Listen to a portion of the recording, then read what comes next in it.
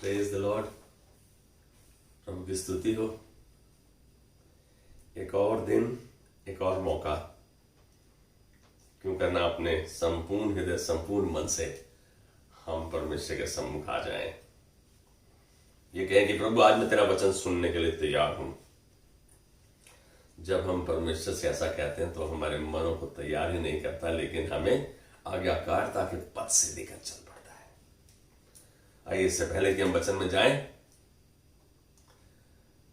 अपनी आंखों को बंद करेंगे, सरों को झुकाएंगे। प्रभु धन्यवाद देते हैं आज के इस सुंदर दिन के लिए, इस शुभ अवसर के लिए। एक और मौका प्रभु तेरे सम्मुख आने का। आज हम सब अपनी इच्छा से अपने आप को समर्पित करते हैं। पवित्र आत्मा तुझे आमंत्रित करते हैं। तेरा धन्यवाद कि तूने आज हमारा सब का नियंत्रण ले लिया है। आज वो वचन जो प्रभु तू हमारे हृदय में डालना चाहता है, हम अपने आप को तैयार करते हुए कहते हैं प्रभु हम यहाँ हैं और तैयार हैं। आज के वचन के सुने जाने के द्वारा, वचन को ग्रहण करने के द्वारा और अपनी इच्छा को तैयार करते हुए प्रभु कि हम तेरे वचन पर चलेंगे, हम इस बात को कहते हैं कि प्रभु हम तेरी महिमा को देखेंगे और तेरी महिमा में चलेंगे। यीशु मसीह के नाम में आमेन, आमेन, आमेन। बहुत बार हमने विश्वास पे सुना है। बहुत अच्छा लगता है जब हम विश्वास पे सुनते हैं और वचन हमें उत्साहित कर देता है। सच मानो तो जीवन का तजुर्बा मेरा ऐसा महसूस करता है कि हम विश्वास भी करते हैं और अविश्वास भी करते हैं।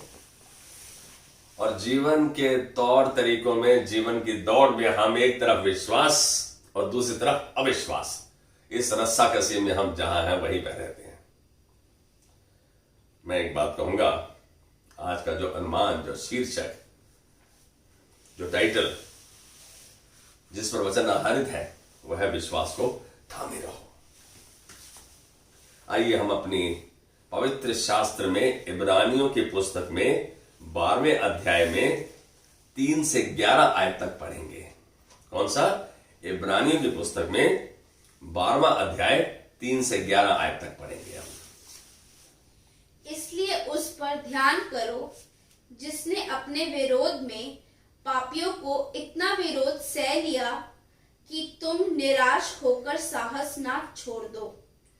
तुमने पाप से लड़ते हुए उससे ऐसी मुठभेड़ नहीं की कि तुम्हारा लहू बहा हो, और तुम उस उपदेश को जो तुम को पुत्र के समान दिया जाता है भूल गए हो।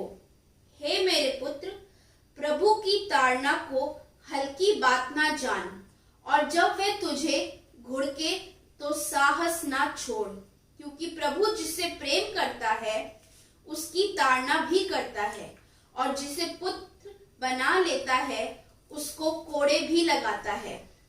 तुम दुख को ताड़ना समझ के सह लो। परमेश्वर तुम्हें पुत्र जानकर तुम्हारे साथ बर्ताव करता है। वह कौन सा पुत्र है जिसकी ताड़ना पिता नहीं करता?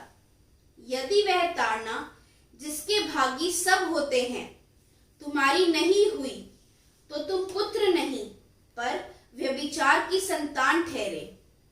फिर जबकि हमारे शारीरिक पिता भी हमारी ताड़ना किया करते थे और हमने उनका आदर किया, तो क्या आत्माओं के पिता के ओर भी अधीन ना रहें जिससे हम जीवित रहें? वे तो अपनी अपनी समझ के अनुसार थोड़े दिनों के लिए ताड़ना करते थे, पर वह तो हमारे लाभ के लिए करता है कि हम भी उसकी पवित्रता के भागी हो जाएं। वर्तमान में हर प्रकार की ताड़ना आनंद की नहीं पर शोक ही की बात दिखाई पड़ती है, तो भी जो उसको सहते सहते पक्के हो गए हैं, बाद में उन्हें चैन के साथ धर्म का प्रतिफल मिलता है। आमेन। आमेन। हम और आप कौन है? परमेश्वर की संतान है, उसके बेटे बेटियां हैं। यदि संसारिक माता पिता हमारी ताड़ना करते हैं, हमें दंड देते हैं, हम फिर भी उनके प्रति आभार व्यक्त करते हैं, तो जो हमारा स्वर्गीय पिता है, यदि वो हमें अनुशासित करता है, तो हमारी बेहतरी के लिए है, लेकिन अनुशासन सच में किसी को भी पसंद नहीं। कोई डांटता नहीं, डांट सह के राजी नहीं। किसी भी पौधे को जब काटा जाता है, छांटा जाता है, तो उसको बुरा लगता है, अरे आराम से काटो, कितना दर्द हो रहा है। ऐसे ही हम महसूस करते हैं। यदि संसारिक पिता ने हमारी ताड़ना की और परमेश्वर हमें काटता छांटता है, हमें अनुशासित करता है, तो हम ये ध्यान रखें, यदि हम इसको सहेंगे तो हम सच में तैयार होते जाएंगे उसके हाथ में अच्छे औजार की तरह। सच बात तो यह है कि हम सब जीवन में हर रोज विश्वास करते हुए ही जीवन जीते हैं, बिताते हैं जीवन को। हर कार्य, हर कदम विश्वास में ही बढ़ाते हैं। हम जो कुछ सोचकर करते हैं, हम ये समझते हैं कि वह सब ठीक है। कोई ये नहीं समझता कि वो जो कर रहा है वो ठीक नहीं है। अपनी समझ के अनुसार हम सब जो कुछ करते हैं बिल्कुल ठीक है। सच तो यह है कि हमारी समझ हमेशा सदा ठीक नहीं है। हम इस बात को जान लें, यह सच्चाई है। केवल परमेश्वर और उसका वचन ही सच्चा है, वही ठीक है। परेशानी तब उठ पड़ती है, तब होती है जब हम अपनी ही समझ का सहारा लेते हैं और परमेश्वर के वचन को नहीं अपनाते और ना ही मानते हैं। नीति वचन 5:6 बहुत स्पष्ट है, तू अपनी समझ का सहारा ना लेना, वरन संपूर्ण मन से परमेश्वर पर भरोसा रखना, उसी को स्मरण करके सब काम करना, तब वो तेरे लिए सीधे मार्ग को निकालेगा। लेकिन हमने तो निर्णय ले लिया जी, हम तो अपनी समझ का सहारा लेंगे, अपने हिसाब से चलेंगे, हम अपने राजा हैं। हम जब पुत्र हैं, हमको उसने पुत्र ठहराया, जितनों ने उसको ग्रहण किया उसने उन्हें परमेश्वर की संतान होने का अधिकार दिया। तो हमें अपने पिता का कहना मानना अनिवार्य है, आवश्यक है, जरूरी है। अपनी रीति, अपनी समझ से चलते हुए कभी कभी तो जीवन ऐसा प्रतीत होता है जैसे हम एक अंधेरी सुरंग से जा रहे हों और उस सुरंग का कोई अंत ही नहीं है। शायद हम किसी समस्या का समाधान करने में असमर्थ हैं। जब हम ऐसी परिस्थिति से गुजर होते हैं तो ऐसा लगता है कि इस समस्या का समाधान तो हमारे पास है ही नहीं। हमें अपने दर्द से छुटकारा नहीं मिल पा रहा। चाहे हम किसी भी दिशा में मुड़ जाएं, किसी भी तरीके से हम अपने आप को अपना लें, कहीं चले जाएं, हमें हमारी वर्तमान परिस्थिति, जो आज हम जिस परिस्थिति से गुजर रहे हैं, में रहने के सिवाय कोई और चारा नहीं दिखता, कोई और आशा नहीं दिखाई पड़ती। धन्यवाद हो कि हम एक ऐसे परमेश्वर की सेवा करते हैं जिसको हमारा दर्द महसूस होता है, जो हमारे दर्द को समझता है और हमारे सहने की सीमा को पहले ही से जानता है कि हम किस हद तक उस दर्द को सह सकते हैं।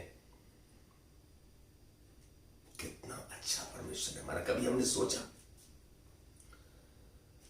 मालूम है कि जब यीशु मसीह मृत्यु के अंधकार की तराई से होकर गुजर रहे थे, तो उस समय उन्होंने पुकारा और बोला, क्या बोला?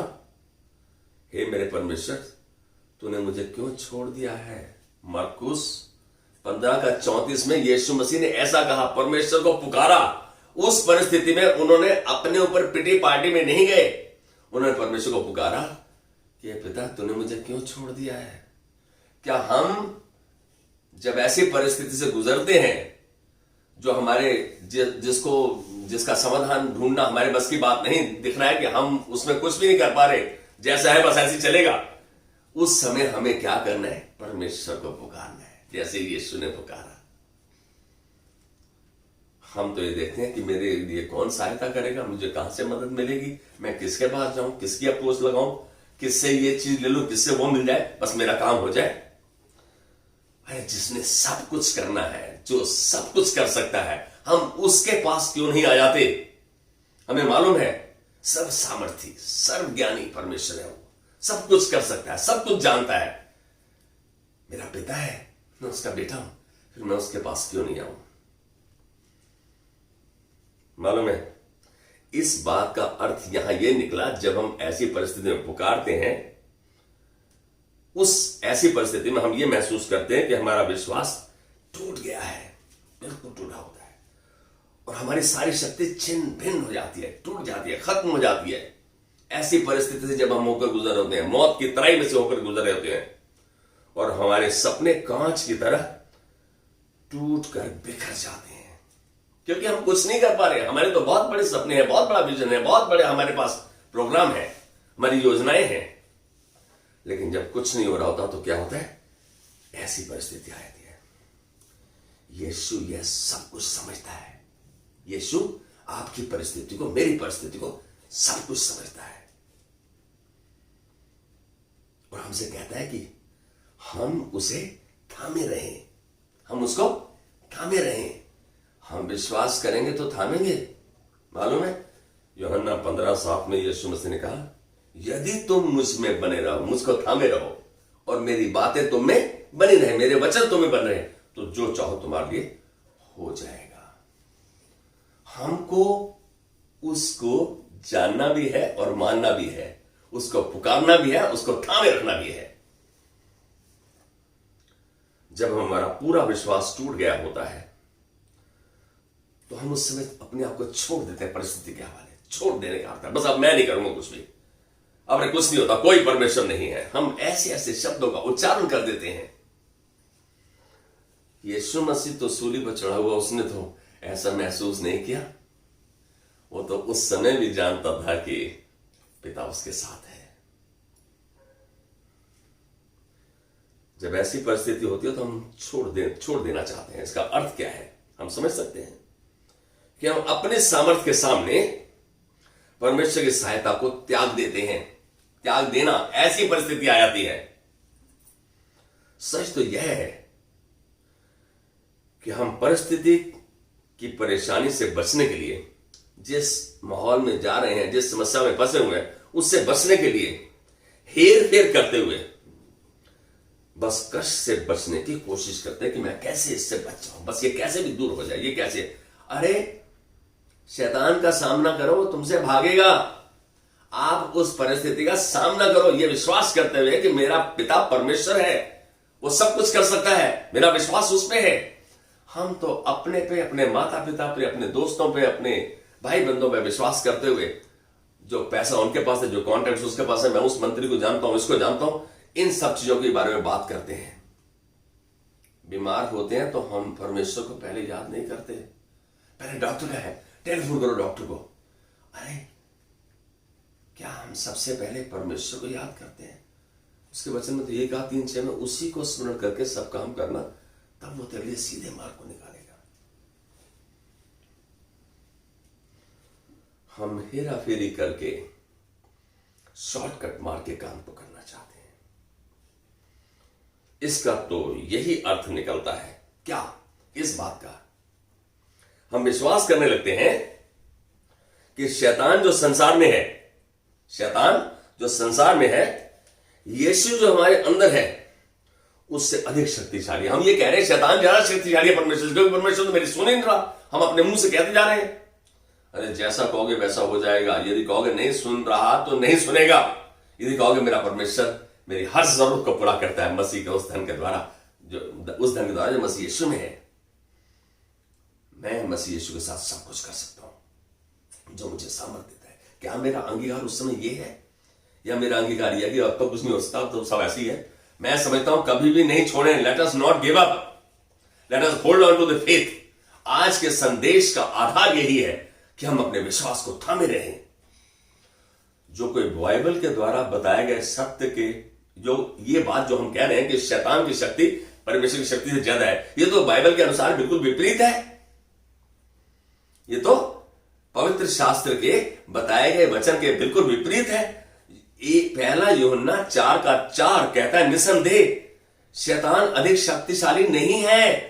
शैतान अधिक शक्तिशाली नहीं है, परंतु हम ही ने तो शैतान को लड़ाई जीतने के लिए मौका दे दिया है।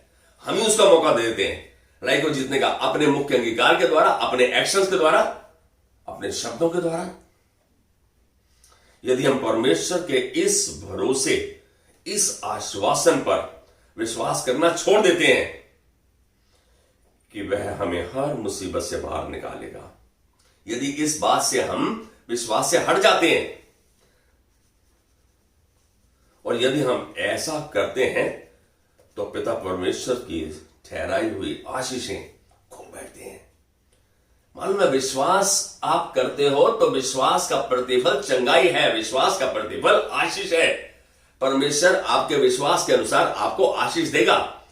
मालूम है, बाइबल में कितने स्थान पे तिमाही के पुत्र बरतिमाही को, जो जन्म से अंधा था, जा तेरे विश्वास के द्वारा तू चंगा हुआ, उसकी आंखें आ गई। आप जानते हैं कितने स्थान पर जिस औरत को लहू बहने की बीमारी थी उसको क्या कहा, जा तेरे विश्वास ने तुझे चंगा किया, और उसी समय वो चंगे हो गए। हम क्या विश्वास कर रहे हैं या अविश्वास कर रहे हैं? अपने अंदर झांक कर देखें। परिस्थिति तो ये है कि हम विश्वास और अविश्वास दोनों कर रहे हैं। पिता परमेश्वर की आशीष को जब हम खो बैठते हैं और प्रभु के राज्य में अपनी उपयोगिता को सीमित करते हैं, परमेश्वर हमें इस्तेमाल नहीं करता। जब हम विश्वास नहीं करते, परमेश्वर हमें क्या इस्तेमाल करेगा? यह जान लो कि जब हम प्रभु की उपस्थिति को महसूस नहीं भी करते, जब हम प्रभु की उपस्थिति को, उसकी अगुवाई को महसूस नहीं भी करते, तब भी परमेश्वर हमारे हर पल, हर समस्या पर कार्य कर रहा होता है। मालूम है आपको? इस बात को जान रहे हो? जब हम प्रभु की उपस्थिति को महसूस नहीं कर रहे, उस परिस्थिति में भी परमेश्वर हमारी समस्या के लिए कार्य कर रहा है। आप देखो, मरियम और मार्था ने जब लाजर की बीमारी का संदेश यीशु मसीह के पास भेजा, तो क्या यीशु मसीह आया? नहीं आया उसी समय, वो तो तीसरे दिन आया, तीसरे दिन चला वहां से। लेकिन मरियम मार्था, तो हम सब मरियम मार्था की तरह हैं, बिल्कुल जो प्राकृतिक रूप में हो रहा है उसी पर विश्वास कर रहे हैं। बोले अपने आप में छटपटा रही थी, क्यों नहीं आया? अरे हमारे यहाँ आता है, रहता है, खाता है, पीता है, हम सब की तरह उसका ध्यान रखते हैं, लेकिन अब हमारी बारी आई है तो उसने हमारे को देखा भी नहीं। और यही हुआ, दोनों बहनों ने यही ऐसे ही शब्द बोले, यदि तू आ जाता तो मेरा भाई मरता नहीं। लेकिन सच बात तो किसी ने आत्मिक रूप से देखना नहीं चाहा, यीशु मसीह क्यों नहीं आया? अरे यीशु मसीह एक बहुत बड़े चमत्कार की तैयारी कर रहा था, लाजर को जिंदा करने की। आज यदि आपको यह महसूस होता है कि इस परिस्थिति में परमेश्वर आपके साथ नहीं है, आपको महसूस होता है ऐसा, अरे जान लो उस परिस्थिति में भी परमेश्वर आपके लिए कार्य कर रहा है। हर चीज का समय है। परमेश्वर जानता है किस समय क्या करना है, आप और हम नहीं जानते। हम तो कहते हैं हमारी इच्छा पूरी हो जाए, हमारा ये काम हो जाए, बस मुझको एक पोस्ट मिल जाए, मुझको ये मिल जाए, मुझको वो मिल जाए। मैं कभी ये कहता हूं, प्रभु मुझको मिले नहीं मिले, मेरा काम हो नहीं हो, मैं तेरी सेवकाई करूंगा। मैं जानता हूं तू सब कुछ जानता और सब कुछ कर सकता है। लेकिन हम एक बात जाने, उसके उत्तर को उजागर होने के लिए, उसका उस समय को आने के लिए, जैसे लाजर को जिंदा होना था, उजागर होने के लिए परमेश्वर के सिद्ध समय पर विश्वास करने की आवश्यकता है। हमें तब तक विश्वास में बंधे रहें जब तक till we see the manifestation of his glory, जब हम उसकी महिमा के उस कार्य को होता नहीं देख लेते। आप ये जानो कि आपने विनती की है और आप प्रभु के वचन पर चलते हैं और आप विश्वास करते हैं, आप अंगीकार करते रहे, प्रभु तूने मेरी प्रार्थना सुन लिया और मैं तेरी बात जोहूंगा। मुझे मालूम है प्रभु, मैं जब तक तुझे धन्यवादी का बलिदान चढ़ाता रहूंगा, जब तक तू मेरी विनती को सुन नहीं लेता, जब तक मैं तेरी इस कार्य को साक्षात रूप में देख नहीं लेता। मुझे मालूम है प्रभु तूने इस कार्य को कर दिया है, क्योंकि तूने कलवी क्रूस पर बोला इट्स ऑल फिनिश्ड, ये सब कुछ हो चुका। इसका मतलब हमारी सब समस्याओं का समाधान उसने कर दिया, हमारी सब बीमारियों को उसने अपने ऊपर ले लिया, चंगा कर दिया हमें। क्या हम इस बात को महसूस कर रहे हैं? हम कहते जरूर है लेकिन विश्वास नहीं करते। जब हमारी समस्या, जब परेशानी हमारे ऊपर आन पड़ती है, किसी को कैंसर हो जाए उसको विश्वास करो, क्या विश्वास करें, अब तो डेट फिक्स हो गई, तो अपने आप अपनी डेट फिक्स कर लेता है क्या के। हम जाने कि परमेश्वर विश्वास का प्रतिफल देता है। मालूम है परमेश्वर का वचन यूहन्ना 11:40 में कहता है, यीशु मसीह ने कहा मार्था से हे मार्था, यदि तू विश्वास करेगी तो परमेश्वर की महिमा को देखेगी। If you would believe you would receive. यदि तुम विश्वास करोगे तो तुम पाओगे। तो विश्वास करना किसका काम है? परमेश्वर का नहीं, पास्टर का नहीं, लीडर का नहीं, आपका, मेरा, हम सबका काम है। विश्वास परमेश्वर के वचन के सुनने और उस पर चलने से आता है, खाली सुनने से नहीं। Faith comes by hearing and obeying. हम कह रहे भाई सुनोगे तो समझोगे, समझोगे तो करोगे। ये आपस में जुड़ा हुआ है। लेकिन साफ है, याकूब ने इस बात को स्पष्ट कर दिया कि बिना कर्म के विश्वास मरा हुआ है, अधूरा है। आपका यीशु आपकी परेशानी को, आपके चोट को, आपकी दर्द को समझता है। वो आपको समझता है और वह आपको उस अंधेरी सुरंग के बाहर निकाल लाएगा।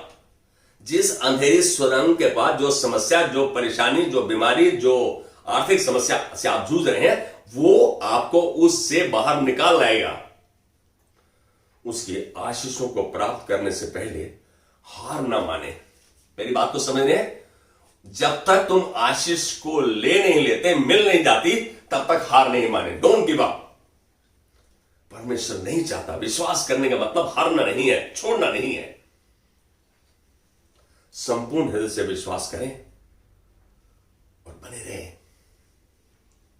चाहे आप कुछ भी सकारात्मक ना दिख पा रहा हो, आपको ऐसा कुछ भी ना दिख रहा हो कि यार मेरी तो प्रार्थना का पता नहीं कब आएगा उत्तर। हम ऐसे अविश्वास के वचन अपने मुख से नहीं निकाले। चाहे मेरा काम हो रहा है, मुझे दिख नहीं रहा, लेकिन फिर भी कहें प्रभु तेरा धन्यवाद, तूने मेरी विनती सुन लिया, मैं तेरी महिमा को देखूंगा। आपको विजिबल रिजल्ट्स दिखते हैं या मैनिफेस्टेशन नहीं भी दिखती है, फिर भी आपका जो अंगीकार है वो सकारात्मक होना चाहिए, नकारात्मक नहीं होना चाहिए। मालूम है, हम एक उदाहरण देख रहे हैं यहां पर। थोमा के बारे में कितनों ने सुना है? हम उसको अपोस्टल थॉमस बोलते हैं। थॉमस ने पुनरुत्थान पर विश्वास नहीं किया। थॉमस ने पुनरुत्थान पर विश्वास नहीं किया। यीशु ने क्या कहा जब थोमा से मिला? पर्सनली जब निजी रूप से यीशु थोमा के पास आया तो यीशु ने क्या कहा? उसने अपने आप को थोमा को दिखाया कि देख मेरे हाथों को, देख मेरे पैरों को, देख मेरे साइड में जहां पसली में बर्ची मारती, देख उनको हाथ आगे देख।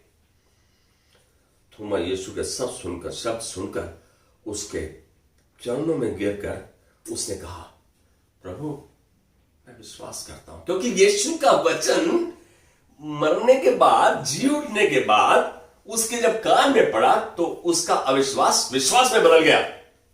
अरे आप और हम तो जिंदा हैं, उसका वचन हमारे हाथ में है। हम क्यों उसके वचन को पढ़ते नहीं, समझते नहीं, सुनते नहीं, क्यों उस पर नहीं चलते? गलती हम दूसरे की बताते हैं। लेकिन हम यदि अपने अंदर झांक कर देखें तो सुधार का काम हमारे लिए है, हमें करना है। इस पर यीशु ने मालूम है क्या कहा? एक अजीब सी टिप्पणी कसी, अजीब सा वचन कहा धन्य है वो जिन्होंने नहीं देखा और विश्वास किया।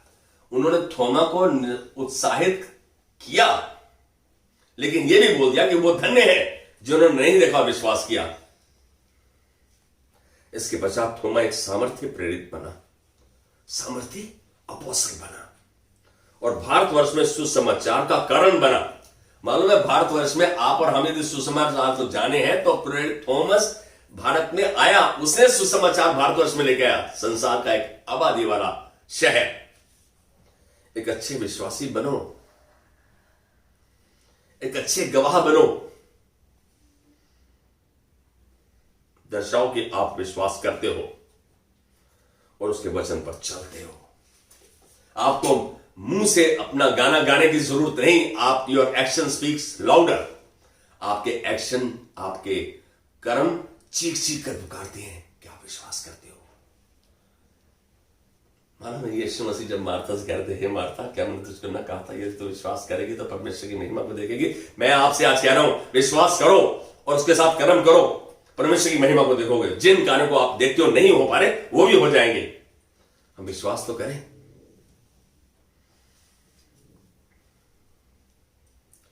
दर्शाओ कि आप विश्वास करते हो और वचन पर चलते हो, तुम अवश्य ही परमेश्वर की महिमा को देखोगे, क्योंकि वह अपने वचन के प्रति विश्वास योग्य है। परमेश्वर अपने वचन का हमेशा साथ देता है। He always backs his word. He always honors his word. वो हमेशा अपने वचन का आदर करता है। जो उसके वचन पर चलता है वो उसको सपोर्ट करता है, वो उसको पक्का करता है। जब यीशु ने चेलों को बोला जाओ सुसमाचार सुनाओ, मरकुस के आखिरी अध्याय में आखिरी आयतों में आप देखो 16 में, तो सुसमाचार बता रहा है कि जब उसके स्वर्गारोहण के बाद उसके चेलों ने पतरस से सुसमाचार सुनाया, तो यीशु तो परमेश्वर उनके अपने वचन को पक्का करता रहा चिन्ह चमत्कारों के द्वारा। अरे कहना माना तो सही, आप तो पहले चमत्कार देखना चाहते हो, प्रभु मेरे चमत्कार कर दे फिर मैं मानूंगा। हम परमेश्वर के लिए कंडीशन नहीं लगाए, परमेश्वर कहां माने। मालूम है निर्गमन 15 का 26 और निर्गमन 23 का 25 और 26 यदि पढ़ो तो वहां यही कहता है कि हम उसके वचन पर यदि विश्वास करेंगे तो कोई ऐसी बीमारी जो उसने मिस्रियों पर भेजी थी हम में नहीं भेजेगा, क्योंकि हमारा चंगा करने वाला परमेश्वर ये वो है। वो कह रहे यदि जो उसकी दृष्टि में ठीक है वही करे, उसके वचन को सुने, उसके आज्ञाओं चितौनियों विधियों को माने। और फिर वो कह रहा है निर्गमन 23 का 25-26 में कहते हैं तू अपने परमेश्वर यहोवा की उपासना करना, स्तुति प्रशंसा आराधना करना। वो है आदर के योग्य, प्रशंसा के योग्य, स्तुति के योग्य है। इसीलिए हम देख रहे हैं बाइबल के शुरू में दूसरे अध्याय में दूसरे निर्गमन में कह रहा है कि तू अपने परमेश्वर यहोवा की उपासना करना, तब वो तेरे अंजन पर आशीष देगा, तेरे मध्य से रोगों को दूर करेगा। आपको क्या चाहिए? बीमारी से छुटकारा चाहिए, आपके अंजन पर आशीष चाहिए, आपको अपने जीवन का सुरक्षा चाहिए। परमेश्वर बतला रहा है, उसका आपको एक तरीका बतला रहा है, अपने वचन में आपको एक समाधान दे रहा है। परमेश्वर ने इसके आगे भी कहा तेरे देश में ना किसी का गर्भ गिरेगा और ना ही कोई बांझ होगी, तेरी आयु मैं पूरी करूंगा। परमेश्वर ने कहा क्या चाहिए? स्वस्थ रहोगे तो आयु पूरी होगी। परमेश्वर सब कुछ करना चाहता है आपके और मेरे लिए। वो चाहता है हम विश्वास को थामे रहें, विश्वास में बने रहें। Hold on to faith.